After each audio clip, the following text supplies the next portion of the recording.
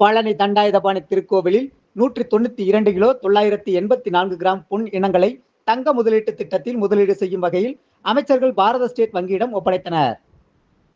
வெள்ளிக்கிழமை மாலை 5 மணி அளவில் கிடைக்கப்பெற்ற தகவலின்படி உணவு மற்றும் உணவுப் பொருள் வழங்கல் துறை அமைச்சர் அர சக்கரபாணி மற்றும் இந்து சமய அறநிலையத்துறை அமைச்சர் சேகர்பாபு ஆகியோர் ஓய்வு பெற்ற உயர்நீதிமன்ற நீதியரசர் மாலா முன்னிலையில் பழனி அருள்மிகு தண்டாயுதபாணி சுவாமி திருக்கோவிலில் காணிக்கையாக வரப்பெற்ற பயன்பாட்டில் இல்லாத 192 கிலோ 984 கிராம் பல மாற்று பொன் இனங்களை உருக்கி தங்க முதலீட்டு பத்திரத்தில் முதலீடு செய்திடும் வகையில் பாரத ஸ்டேட் வங்கியிடம் ஒப்படைத்தனர்.